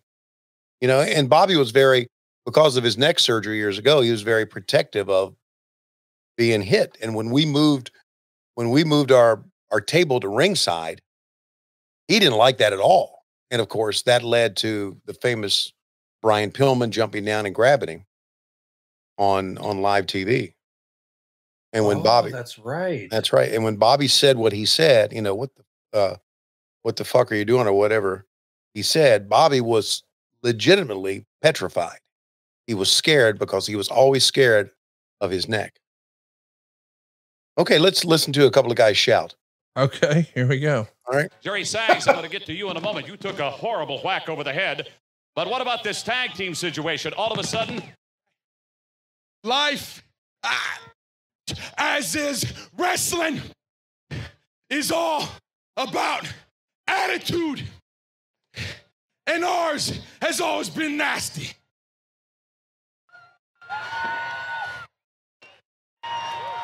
The big man, along with that stinking cane, just sent a lightning bolt right through my stinking head with a big message. A big message that says, change is inevitable. We've got to change. Hey, street fight Put the Nasty Boys in there. You got it. Chain match. I almost broke my stinking neck. Lex Luger and Sting come down here? No way. They got 90 referees. All I'm going to say is it'll be a cold day in hell before the Nasty Boys. If that ever happens. Brian Knobbs. Don't take the microphone away from him until he's finished talking. Fine. He's finished talking. Let me tell you something. My God. We don't condone what Hulk Hogan did. It was even a shock to us. But you know what? I don't see nothing wrong in what he did either. What are you talking about? You've got to be out of your mind. We're all in this thing together here, Nasty Boys. You're all in this thing together. It seems like the New World Order does whatever they want, whenever they want to do it, just like the Nasty Boys used to do. Thank you very much, gentlemen. The Nasty Boys certainly have their cross to bear here at World Championship Wrestling. We're live from Orlando and Disney MGM. Stay tuned as Nitro continues here on TNT. How you feeling about this show so far, Tony? Watching it back for the first time in forever. I like the matches that we're seeing. I really do. I love Gene Okerlund. It's okay. It's a good show, and I guess some of the meat of the show is going to be later on. Yes, right, because they're letting you tune in, want to see what happened to Hulk Hogan. I know we showed some slides so far, so I guess the meat of this is going to be coming up a little bit later on. But also, I was thinking about something when that promo was going on. Who the hell is this? Oh, my God. Jim Powers. I think in this era, Raw was still 1 hour. So it makes sense that you would load up the second hour since that's going to be the head-to-head hour. Yeah, right. But also on the Nasty Boys promo made me think about something. Do you think that the Road Warriors changed the way a lot of people did their interviews? I hadn't thought of that. Because Hawk and Animal screamed, and a lot of people started to scream. Scott Steiner screamed out his interview, basically. Didn't a lot of territory guys scream, though? What's that? Didn't a lot of territory guys scream, though? Or am I just imagining that? Well, I think they did, but I don't think they did on the national level. Okay, that's fair. Yes, like the Road Warriors did. Well, wherever. Yeah. And I think that's, and there's guys who do that now, scream out their interviews, and you don't have to do that. I tell them all the time, you don't have to scream. It's crazy to see Ric Flair out here with a now deceased Elizabeth and a now deceased woman and Deborah. He had 3 ladies with him, but my goodness, 2 of the 3 gone way too soon for totally different reasons. Jim Powers. That's a name I didn't expect to see on the show today. Yeah, me either. That's why I said, who in the hell is this? Hey, you know what, Tony? We have been talking for several minutes now, and we have not yet brought up. We did have some big news that happened this last week that affected WCW, I guess. Okay. Ice Train's no longer with us. Unfortunately, he passed away way too young. I saw 56. Some nice messages from Mark Miro and from Diamond Dallas Page and our buddy Dylan. Do you have any Ice Train memories you can share with us? What can you tell us about the guy? I mean, a lot of us watched his matches, but we didn't know, quote unquote, Harold. Yeah, Harold was just a friendly guy, big smile. And he was one of these guys, and there's a lot of guys out there like this, but there's a lot of guys who are not. And this is what I always loved about Ice Train. He was a guy that just absolutely was appreciative of his position in life, or his position in WCW. He never caused problems, and he was so likable that I think that's one of the reasons they used him. I mean, he looked good, he was strong, but he was, there's some guys there that are easy to work with, as you know, Ethan, and some guys who are not, and some guys who appreciate what they do, their place in life. And you're one of those that always appreciates, what's going on with you and make the best of it. And Ice Train did the same thing. So I've always appreciated people like that. And there's a famous story out there about him that's probably not worth saying on here on the. No, we're not going to say that. Tell that story. We all know it. Jim Powers. Right Tony, what's your favorite Jim Powers match? I think it's going on right now. It's the one against Ric Flair. It's one against Ric Flair. I think it was back on the 8th of July, 1996. Listen, what season? What season was that? What Thank you, Ethan. Yeah, get him. Get him. I was going to do it. You did it. And the reason I like it so much is that if I recall, Jim Powers gave Flair a great back body drop.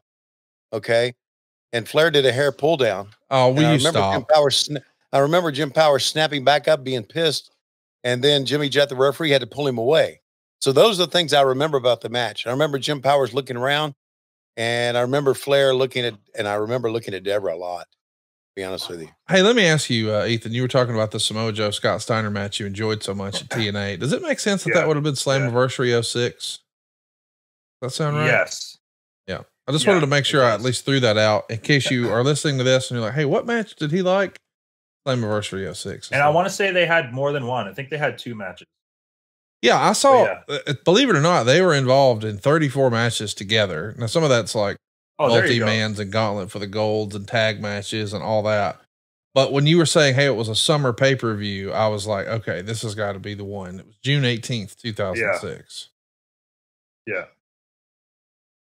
What I liked about the Jim Powers match, if I recall, my favorite match was that side headlock takeover that he had. Oh my!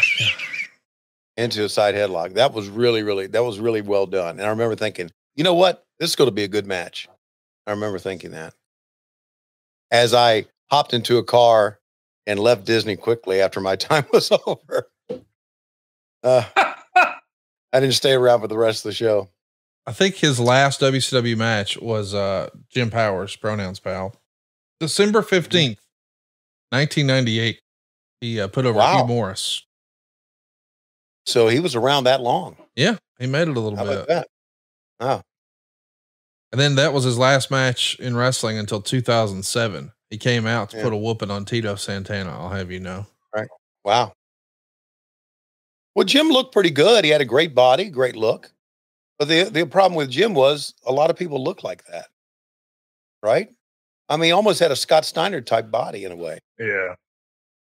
So there wasn't anything unique about him. His first match was the month prior to this. He made his debut on Nitro against DDP on June 10th. Wrestled Michael Wall Street on main event, Conan as a dark match, Hugh Morris as a dark match. He actually won that one, and then this one. So he's won one match coming into this one. He is essentially, I guess, a enhancement talent here in WCW. Did you see Flair do a dance step with Woman? How could you not? Yeah. It's just funny that you were saying like he looks like Jim Powers looks like other people. Like there's nothing to him, and then you have Flair, who's the complete opposite. It's just a guy in trunks, but when you watch him, he's just so out of control, like colorful character. He's dancing with women, yelling at the crowd. Oh, no, here's one of his spots.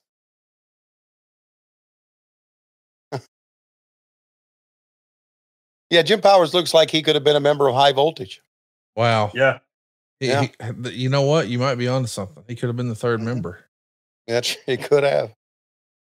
Would have been Rage, Chaos, and what? Jim? Rage, Chaos, and Jim.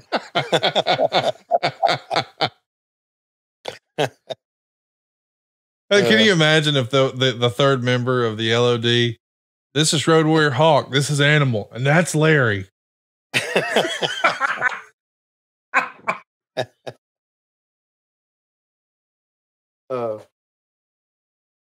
Think about the money that's just flowing freely here in WCW. I mean, Bobby Eaton got paid to walk out to the ring with Jeeves. A tag match earlier was interrupted by Colonel Robert Parker and Sherry Martel, and standing around the ring, largely doing nothing. Elizabeth Woman and Deborah. It's just so much cash for these ancillary characters. Yeah. That's the move. How can I get paid to just come watch wrestling? What are you going to do? I'm going to stand there.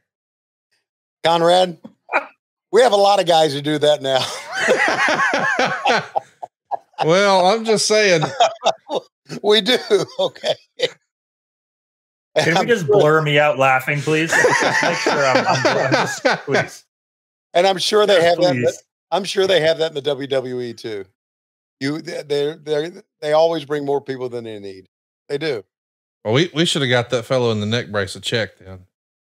He contributed as much to this show as Woman did. Mm-hmm.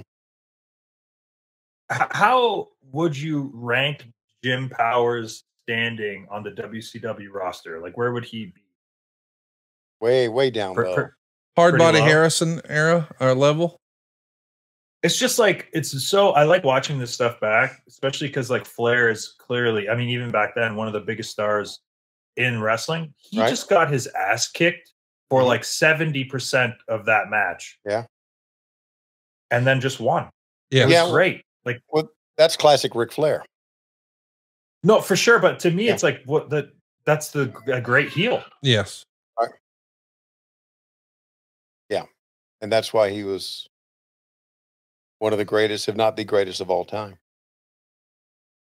I don't know why, but it tickles me to see Arn Anderson in his full gear and a Horseman t-shirt, but also glasses.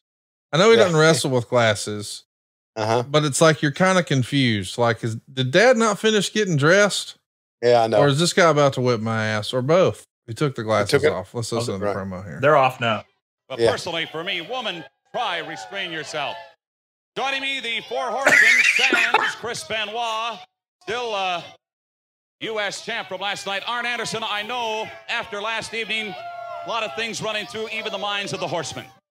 You know, last night there was a lot of highs and a lot of lows for the Horsemen. Big Michael, big win. Flair, now the U.S. champion. Things didn't go exactly like we wanted. Consequently, we don't get a title shot. But what I saw at the end of the night made me want to puke. You see, the Horsemen have never tried to be role models. We've never claimed to be role models.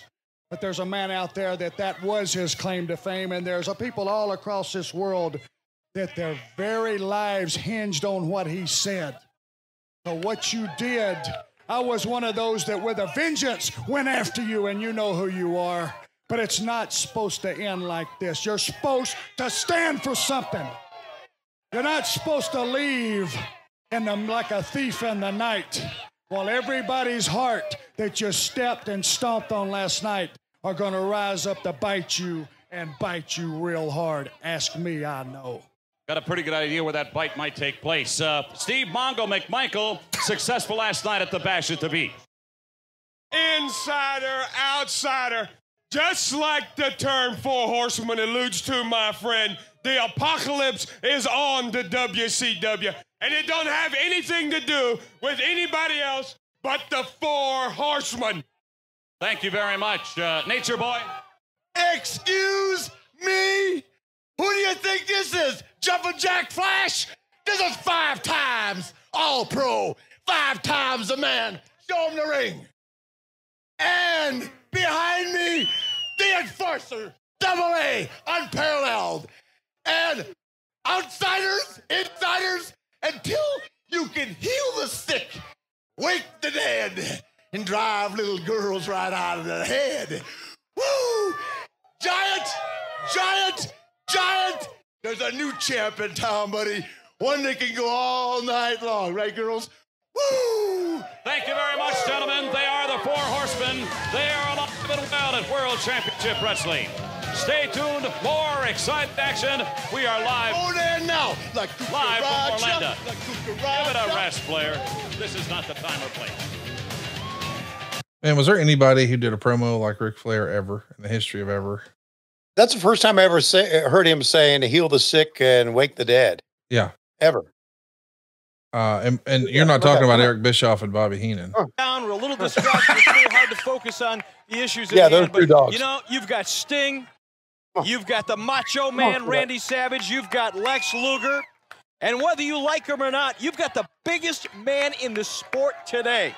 7 foot, 440 some odd pounds, 450 pounds. The Giant, the World Heavyweight Champion. Ric Flair, the Four Horsemen. You've got a lot of great athletes here. And if anybody thinks that WCW is going to dry up and blow away, I got news for you. I said it a couple weeks ago. I'll say it again. You know what? Maybe it's time to dig in. Maybe now we start to fight. And we got the guns to do it with. Eric, it's okay.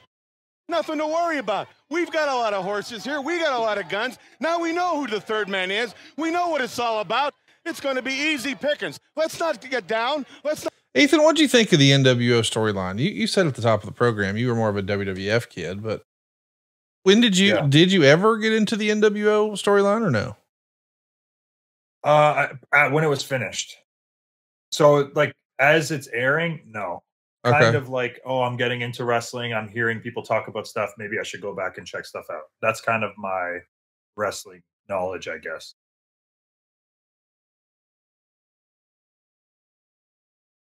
Tony, you're still on the podcast with me here, right? Huh? I just wasn't sure if you were arm What wrestling happened? dogs Yeah, under the desk. I'm great. or- I'm doing great. Thank you very much. Okay, we're just checking in. We'll hit you back after you're down. Yeah. Oh, there goes. I didn't mean to put you to sleep, Tony. My bad. No, well, we haven't been put to sleep yet, but get ready. Come Sergeant Craig Pittman, who was a good guy, but man, just didn't really fit. Yeah, I mean, that character was probably better suited for the 80s, wouldn't you think? Exactly. I mean, in the 80s, I could have seen that working. Oh, well, here's the man of the 90s, redacted. Now, Chris Benoit going to be in singles action here against Sergeant Craig Pittman and Teddy Long before Ozempic. I mean, Teddy Long doesn't even look like Teddy Long. Did you just say before Ozempic? Yeah.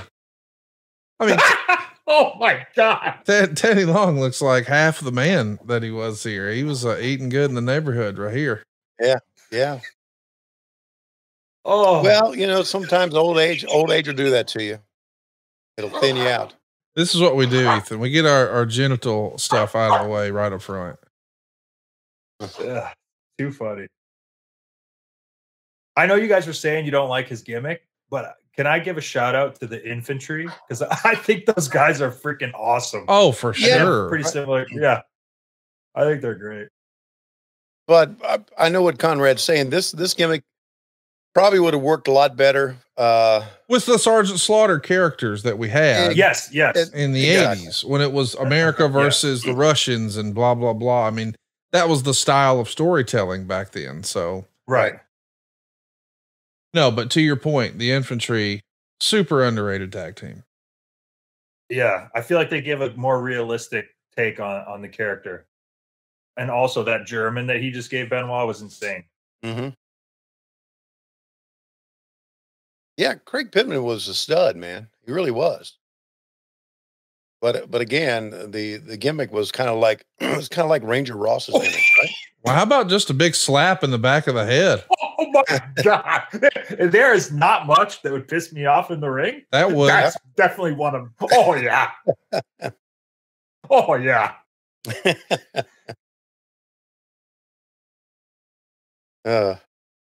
What was I don't know. I should know this, but I really don't. What was Craig Pittman's background as far as look at that slap, pro wrestling is concerned? I mean, did he have a wrestling background at all? Did he wrestle in the armed forces? I don't know. Because he kind of like came in and left, and that was it. We never saw him again. He he had his last match in 2011, of course, at an indie show. Wow. But he was with WCW until May 13th, 1997. He would finish up with Steven Regal at a WCW Saturday night taping. Let's see if I can figure out when he first started. Yeah, with the company. You're looking about another year to go in his career in WCW. Believe it or not, November 2nd, 1993, him and Buddy Lee Parker working a house show in Kennesaw, Georgia. Okay, so that's 4 years. And that working with Buddy Lee Parker in his first match tells me he was a product of the power plant. The power plant. Yeah. He only had a handful of matches on TV in 94. It's like he got to be used a lot more regularly in 1995. in 96, and then it comes to an end in 97. But yeah, Craig Pittman. Teddy Long in, Crippler crossface is on, trying to wave it off. He's giving him the thumbs up. He's giving him a thumbs up. Like, I'm good. I'm good. Oh my God. No tapping, just thanks, guys. Hey, I figured it out, Tony, just so you know, I threw it in my Google machine, and he's from Paris Island, South Carolina. Yeah. Where all the Marines go to boot camp. And right. He was indeed trained by Jody Hamilton and Terry Taylor at the power plant. There you go. So when did that become such a cultural thing in wrestling that it mattered where you were trained? Because I remember guys would kind of break in by literally just getting their asses kicked and traveling. And then slowly they would be given, you know, oh, do this way, do this way. And then it became such a thing to be like, oh, well, who's your trainer? What school did you go to? What are your credentials? Like, when did that happen? It happened during my 18 years off. I can tell you that. I guess it happened when wrestling trainers kind of blew up, didn't they? I mean, you never heard of wrestling trainers, and now you hear of hundreds of them. Yeah, it's almost like I don't know. My biggest fear is getting scammed. So exactly, and my whole thing is like, oh, this is just a monetary thing now. We change the norm so that people can say like, well, you need to go to a school. You need to do this to be accepted under like the new like rules of wrestling. Right. And I'm only saying this because I was never trained to be a pro wrestler. So I'm just curious, like when was it normal to kind of force people into following a specific path? That's a good question. I've always thought, and you said I'm scared of being scammed. I always kind of looked at, and maybe I'm wrong, and I know there's been some other schools that have been good, like the Monster Factory has been a good one. But I've always looked at guys who didn't have a lot of television time or a lot of experience opening up a wrestling school. To me, I kind of looked at, you know, like guys like me too. Right. Like there's guys who have had a lot of time on television who have opened up schools, like Booker T. Malachi Black's got one. Cody and QT have one. A lot of TV time, a lot of time wrestling guys. And so those trainers are legit, but guys that you never heard of, right? And they're training wrestlers is like, I don't know, man. They're just trying to make a buck. Yeah, that's how my brain was too. And then I remember telling my dad, like, do I want to go train with this guy? He's never done anything. I don't want to have his career. Yeah. That's right. That's right.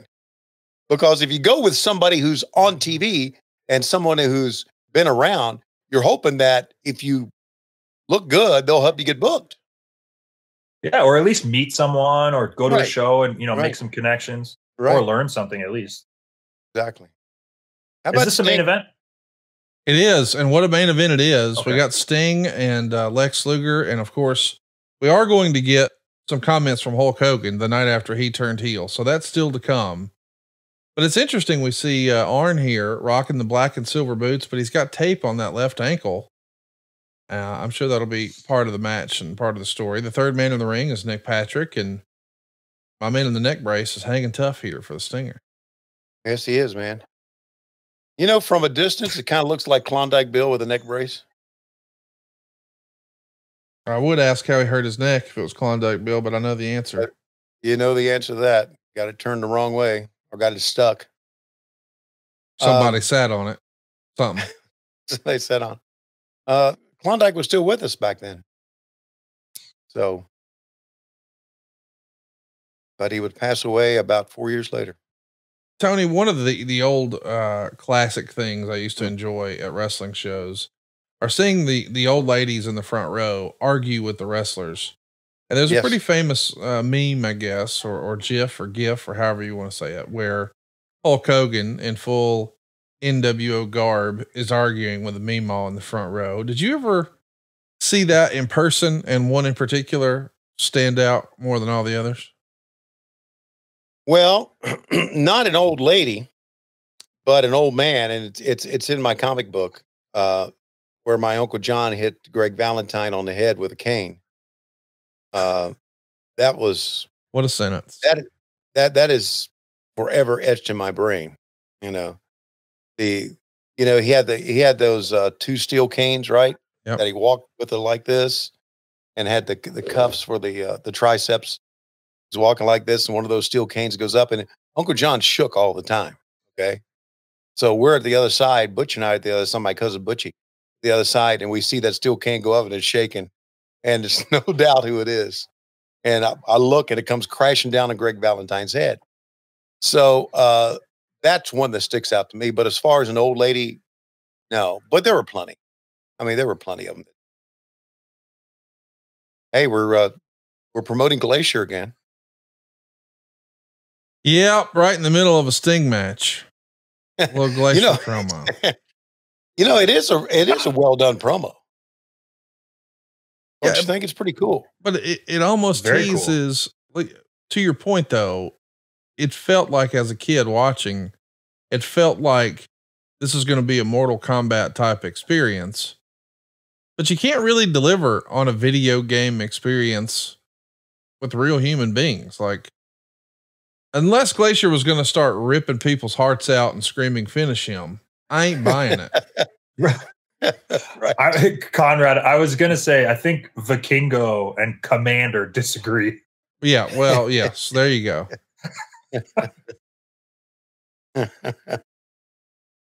Yeah. Yeah. Times have changed. And of course, we all looked at that back then thinking, okay. Well, we all looked at that thinking, okay, don't really know if this is going to work or not, but give it a shot. And okay, put it this way. If Glacier would have been 6'8", okay, 310 pounds of just solid, it may have been a little bit better, a dominant guy. But it was Ray who looked like a pro wrestler, a regular pro wrestler in a gimmick. So, and it's easy to sit back now and talk about it like that. But honestly, I know you're saying if he was bigger and more muscular, I truly think if they gave it to one of the cruiserweights, yes, it could have ended up being like an iconic lucha character. Like, imagine Ultimo Dragon dressed up as the Mortal Kombat style character, doing like his spin kicks and all that kind of stuff. Right. Yeah, that's a good point. You're probably exactly right. Give it to a luchador. Think about Rey Mysterio when he used to, come out dressed as Spider-Man or whatever. Same thing. Mm-hmm. Mm-hmm. Yeah. Very well said. Can you imagine if we tried some of that with Arn Anderson? Like, just hypothetically, remember they wanted to have Ric Flair cut his hair and put an earring in and dress up like Spartacus. Now, Arn, for you, we've got this character in mind called Glacier. How are your crescent kicks? For Arn, you just put a bucket on his head and call him Buckethead. That's all. Or a jack-o'-lantern on his head, call him Pumpkinhead. That, to me, would work for him. And by the way, they're having a pretty good match here. But through all of us talking about Glacier here, the fans are now maybe burnt out, or maybe they're accustomed to the high flying action that we saw from the Mysterios and the Psychosis earlier, and now, working a standard old school traditional wrestling match. I'm not saying they're not entertained, but I am saying they're not jumping up and down and hooting and hollering and all that jazz. And they just saw Ric Flair and some beautiful women too. Yeah, there's a lot on this show. Yeah, a lot. Yes, absolutely a lot. But of course, it's all about the main story. And we know Sting was in that main event the night before when Hulk Hogan turned heel. And I think here momentarily, we're going to see Hall and Nash. We're not actually going to hear from Hogan. There you go. There's the limousine. But look at the people starting to take a look at it and wonder, like, hey, what's going on there? What's on in there? You know what's odd? And of course you'll probably say that this doesn't surprise you about me. But when we think about that Hulk Hogan angle, I remember the angle. I do not remember who was wrestling in that match when he came out. And you just said Sting. I have no idea who was in that match. It was Sting, Macho Man Randy Savage, and Lex Luger against Scott Hall, Kevin Nash, and a Mystery Man. Wow. Yeah. How about that? It's interesting. I knew Hall and Nash were a part of it, but amazing. And I guess the backup plan was if even the day of, if Hulk got cold feet, maybe they would have done the injury angle instead of with Lex, where Lex gets carted off. They would have done it with Sting. Yeah. And then instead of Hogan walking down the ramp, it would have been Lex walking down the ramp and then joining Scott Hall and Kevin Nash, maybe. That's why people talk about this.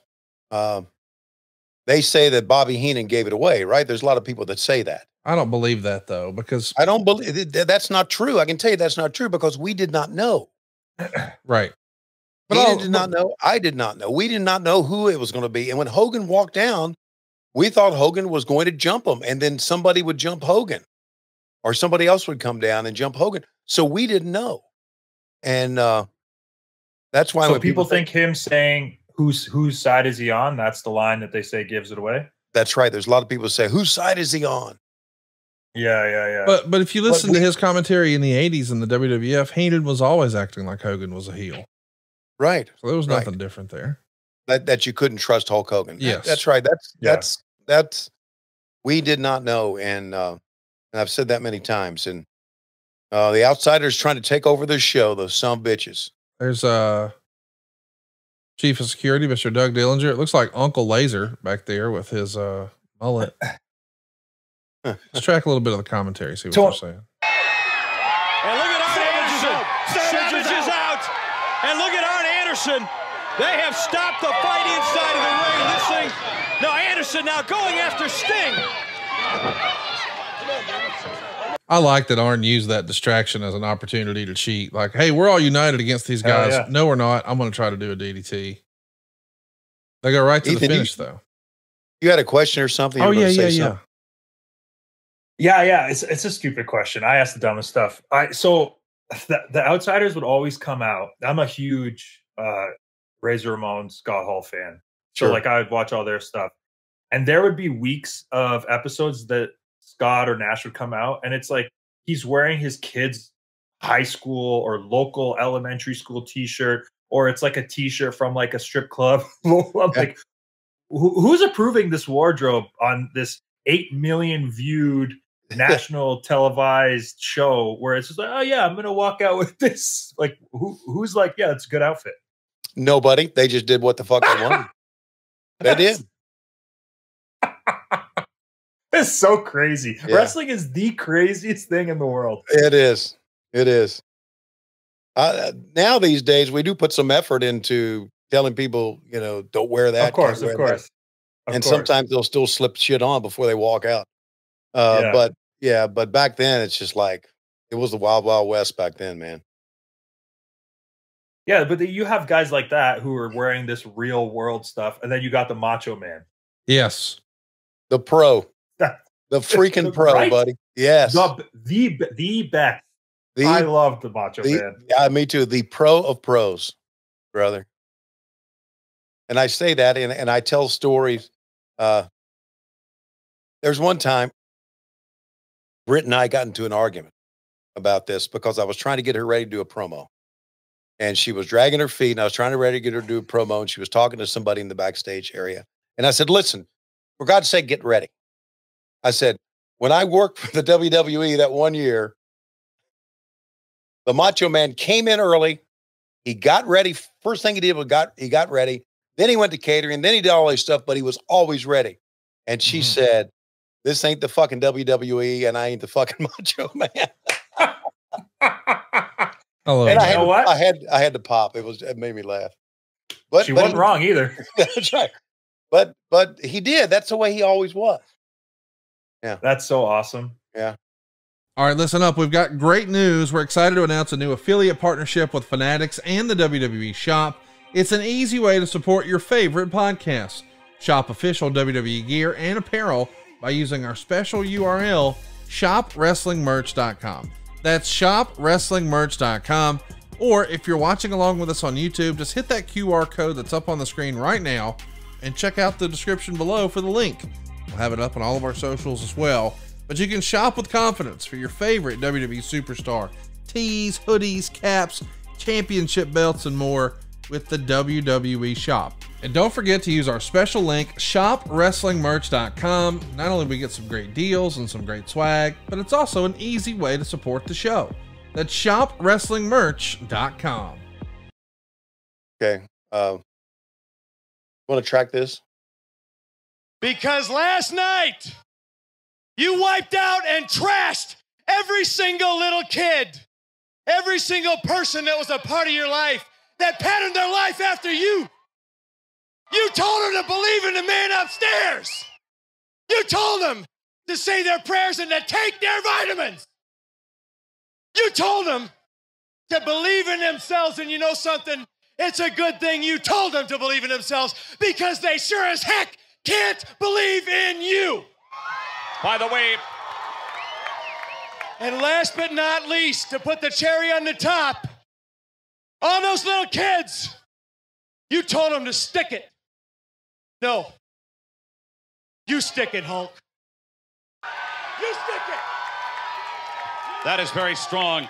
By the way, as fate would have it, these two men and their partner last night, Lex Luger got knocked out early in the action, so the two of you had to go against the outsiders. Macho Man Randy Savage, you were very close with Hulk Hogan, as I was. You were part of the Mega Powers. And if anybody got it stuck up or stuck to them, you really got it stuck to you. I get a message for Hollywood Hogan. What I want to tell ya and what I want to do to ya, I can't say you're on television, especially here at Disney. But you take the worst thing that you can think about and you multiply it by the number 9 million. And then you multiply it by infinity and beyond. It would be just like one grain of sand or a desert, brother, because it's really, really scary what I'm thinking and gonna do to you. Yeah! Boy, there is some energy, there is some emotion built up in these bodies, these minds. All of us at World Championship Wrestling still wondering what happened to Hulk Hogan last night in Daytona. Ladies and gentlemen, we are live in Orlando. This is Nitro, and we're right back. Boy, you can tell they're playing with this live versus taped format, because we know Raw is taped and we don't really know what to expect on the other side of this commercial break, but we know, hey man, the outsiders are there. We need to stay tuned. And here they are. Who they are. We certainly found out who they are or were last night. They come in limo. Driver here. Gentlemen, we have things to talk about.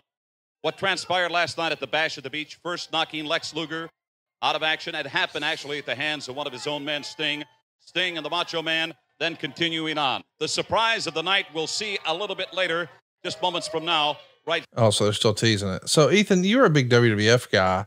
When Diesel and Razor Ramon showed up on WCW, you didn't immediately change the channel and at least see what they were doing? I find that interesting. I didn't know that they went there. Oh, wow. So you're, I was just like, oh, these guys aren't on the show anymore. So your wrestling friend group, they were all WWF kids too. You didn't have like a WCW friend. Well, my wrestling friend group was my dad. Oh, I got you.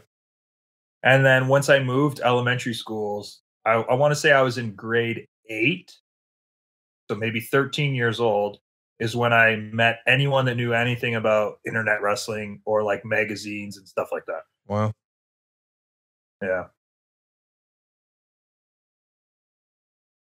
There's probably a lot of guys like that, Conrad. No, I'm not arguing that. I just know I'm a few years older than Ethan. And obviously when this happened, people were talking. And so I wasn't even actively watching wrestling here. But people were talking about it, and I never saw Razor or Diesel, so I didn't really care. But when I saw Hulk Hogan in all black as a bad guy, when I was flipping through the channels, I was like, well, wait a minute now. What is this? Why is Hulk Hogan in all black standing next to Vinny Vegas and Diamond Stud? Right. Cause I missed it. I missed all of the Razor and Diesel stuff. Right. Yeah. I probably thought fake Razor was real Razor. So. Oh, wow. You know, this is not a good look with people leaving. No. Because people should be stopping and listening to what they say. Yeah. It's like what they're saying is not important enough for me to stay. Yes. So that's the message of sending the viewer. That's right. Listen to the finish here. Okay, go ahead. You should be begging us to come in the door. You know, somebody made a comment to me this evening that I might not be working any longer. I'd like to know just what kind of control you guys have here. Gene, you know, Scheme Gene. As far as I'm concerned, Chico, you got a job with the New World Order. And I will continue to work for Turner Broadcasting. What's the word with Hogan? Where is he tonight? Well, I believe the Hulkster's back on the set doing a movie tonight. What? I heard that punk Randy Savage talking about Hollywood Hulk. Little bit jealous there, Mach. Just a little jealous. And for Luger, he didn't get hurt. He fainted when he saw us. Thank you, gentlemen. I don't like what I hear. Stay tuned. When we return on Nitro, you're going to see what went down. Please, at the Bash at the Beach. Don't go away. I don't want a job. Oh, I do like that as they're going off the commercial. Do you want a job? A little whisper from Kevin Nash.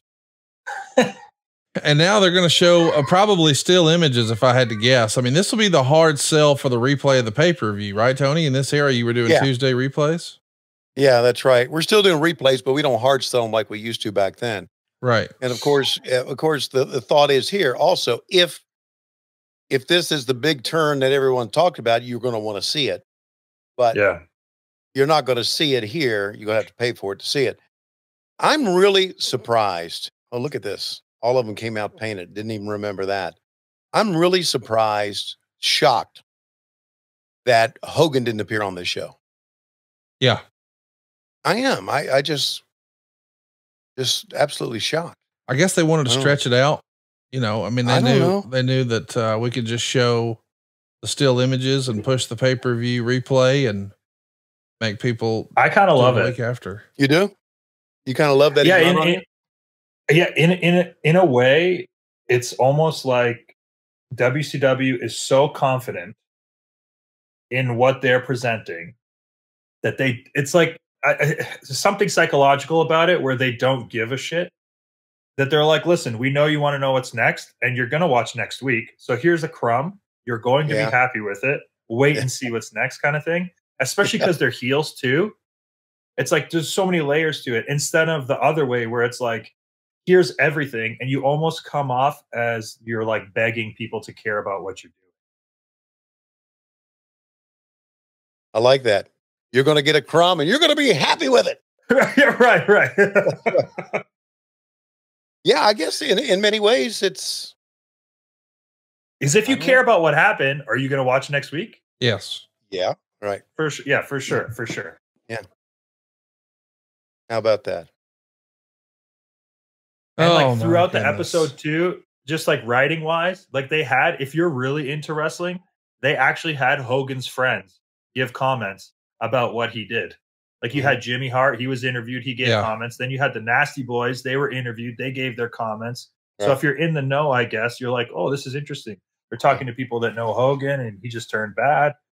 So there's still like little bits of it. Like they're telling a story through the episode. Yeah. That's old school. Ever have everybody mention the big angle? In the isn't that important? I feel like that's important. Yes. Because then it also the whole show feels like it's going in one direction instead of like 5 top stars going in their own direction. Right. You're going nowhere. Yeah, I agree. Good stuff. Well, it was great stuff. We appreciate you taking the time to watch with us today. It was a nice, fun stroll down memory lane from 1996. Where can we keep up with everything you're doing these days, dude?